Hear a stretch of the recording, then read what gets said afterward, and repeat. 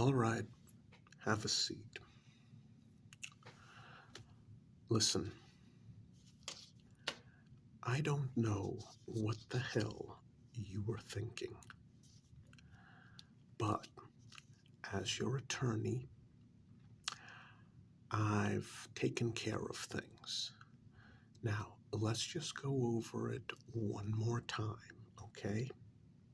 So, you finished up your shift later than expected. You were walking towards the bar because you just wanted a drink before you walked home. The bar happens to be in between your job and your apartment. Okay, fair enough. So you were walking towards the bar to get some free extra salty peanuts and pretzels and a drink. You were walking by the church and you noticed that there were children in the church. Mm-hmm. Well, normally that late at night there wouldn't be children, but they were there for a prayer vigil. Mm-hmm. Mm-hmm. And as you were walking by, you smelled gas coming from the church. You ran up to the window. You noticed that there were children there. You noticed that there were no adults there. Yeah. Well, there were supposed to be a couple of adults, but they were out back smoking, which you didn't notice because you came in from the south side instead of the north. Okay. So, you then ran back to your job, climbed over the fence, took the brand new work truck that your boss had handed you the keys to earlier that day, just that day.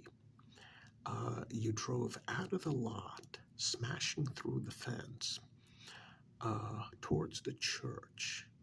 You ran inside and you took all of the children with you into your white work van, and then you drove to the hospital.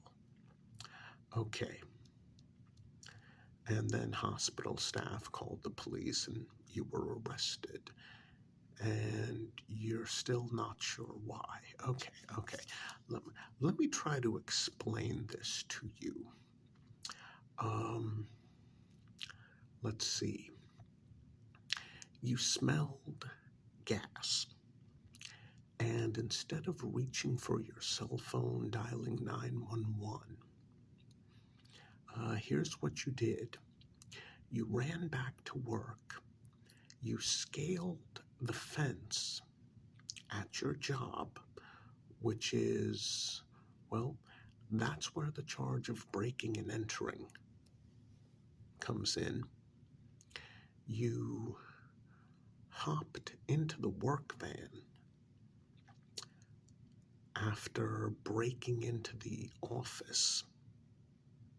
That's where the second charge of breaking and entering comes in. You took the key, hopped in the van, took the van, drove through the fence.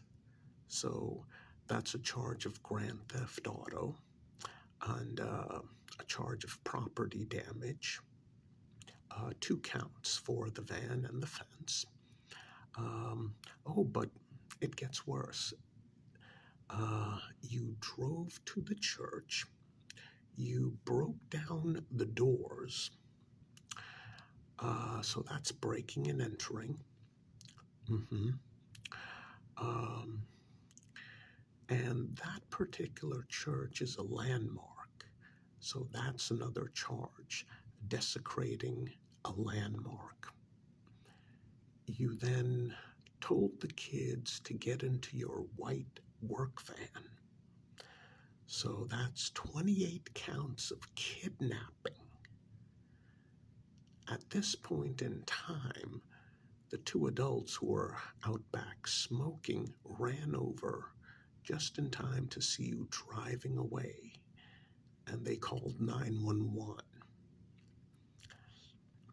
And then after you got to the hospital, you were so excited that one of the hospital staff also called 911. Yes. And then the police showed up and arrested you. Here's the thing. Now, as your attorney, okay, this was clearly a misunderstanding. What you need to realize is that, okay, maybe the church officials should not have used cheap paint that smells like gas when they had those migrant workers painting the outside of the church. No. You didn't smell gas. You smelled cheap, wet paint. Now, if you had just gone across the street, dialed 911, reported it, everything would have been fine. They would have sent a police car, they would have investigated, they would have seen everything was fine, and everything would be fine. Instead, you are now facing multiple kidnapping charges along with other serious charges. Now,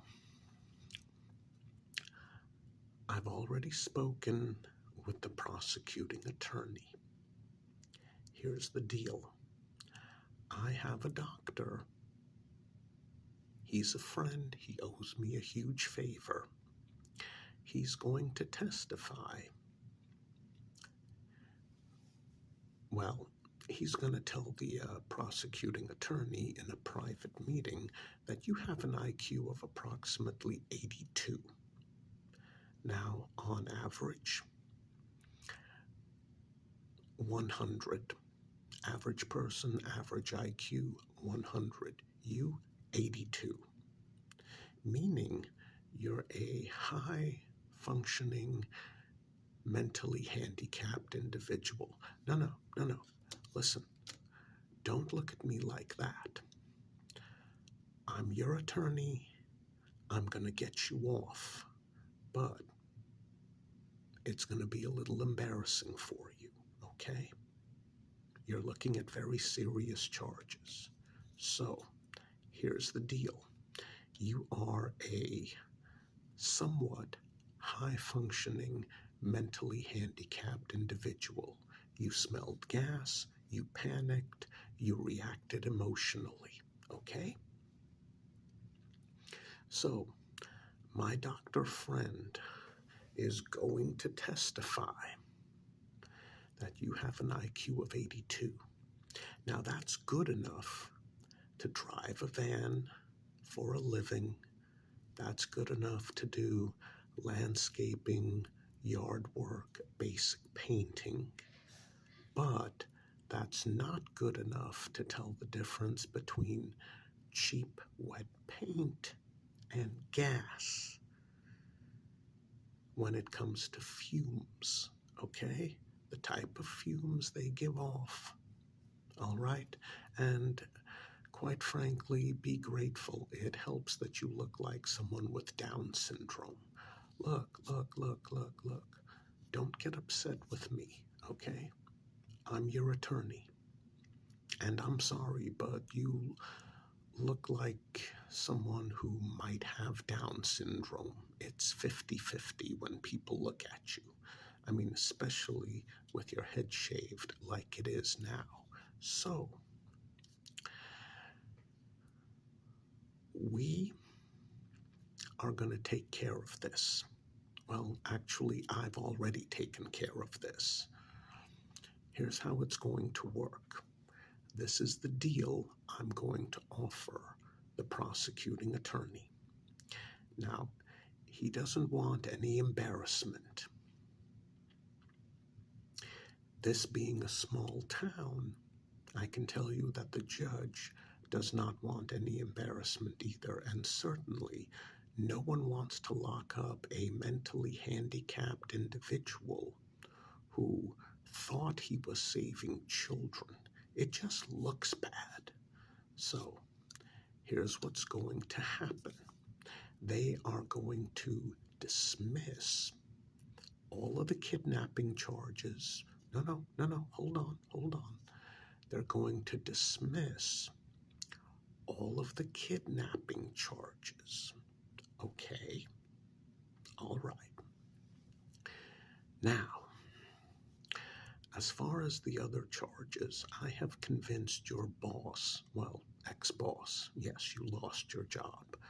I've convinced your ex-boss to talk to the prosecutor and to get those charges related to his business and his van dismissed as well.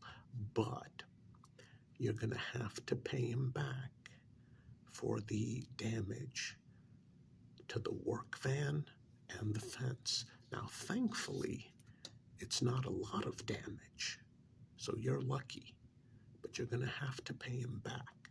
So all of the charges associated with the breaking and entering and the work van, those are gone as well. Okay? Those are gone. So no kidnapping charges, no breaking and entering. Just pay your former boss back for the damages to the fence and the van.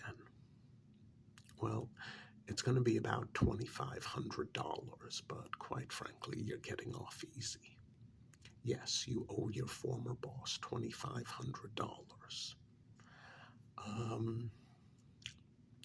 He's willing to take monthly payments for the next 6 months. Just figure it out. Get a personal loan if you have to. So, okay, as far as the other charges, again, the church also, they don't want to be seen as, well, as evil. So they are willing to dismiss the breaking and entering charge, although you did break down the church doors. So you're going to have to pay to get the doors fixed. Well, that's another $600. What can I say? You're still getting off lucky. Now, here's the thing, though. The prosecuting attorney wants to at least save face.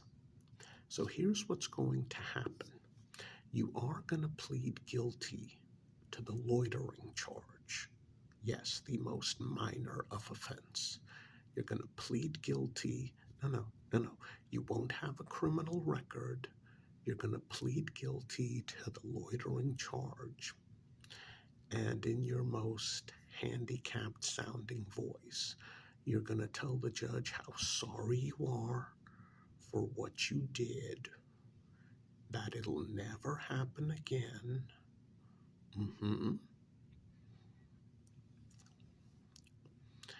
You're going to apologize to the judge. You're going to apologize to the prosecuting attorney. You're going to apologize to all of the parents of those children, and you're going to apologize to the church leaders. That's going to be your statement. Make it sound sincere. Well, yes, quite a few of the parents are ticked off at you, but like I said, we're going to go with the slightly mentally handicapped angle. That's right. Your IQ is quite a bit less than 100. I don't care what your real IQ is. You never took an IQ test before, so there's no counter evidence. Okay? Got it? Yes, you're going to plead guilty to the loitering charge. You're going to apologize to pretty much everyone except me. The judge will sentence you to time served, and yes, there's going to be a fine. This one is only going to be $300, and that one you're going to have to pay off immediately, but it shouldn't be a problem. Hmm. I mean, you did say you had some savings, so you're going to have to dip into it. But that one you have to pay off immediately, the 300. The rest, get a personal loan, pay it off slowly. Look, I get it. You were trying to save a bunch of children from being gassed to death. You overreacted. You were tired from work. I get it. I get all of that. But, I mean, some of those parents really don't get it. Some of those parents are really ticked off at you. And the only thing that is going to calm them down is going to be when they realize, oh, okay, this individual is slightly mentally handicapped. I guess I can't be too pissed off at him. Listen,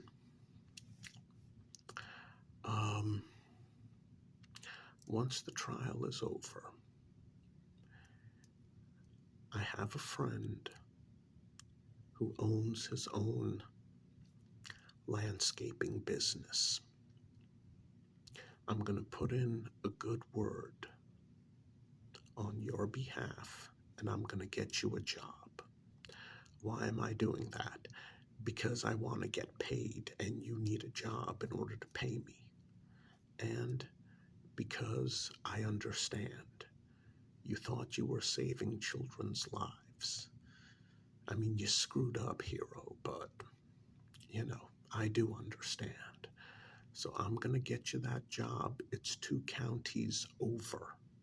So you are going to have to move, but it's just 2 counties over. You're going to be doing pretty much the same thing you were doing here, landscaping, painting, that sort of thing. And, yeah, I mean, honestly, the next time you think you smell gas, just walk across the street, pull out your cell phone, dial 911, and just remember, this is real life. It's not an action movie. In the real world, I mean, honestly, unless you're coming back from Iraq or Afghanistan, no one really cares about heroes anymore. Seriously. Stop screwing around.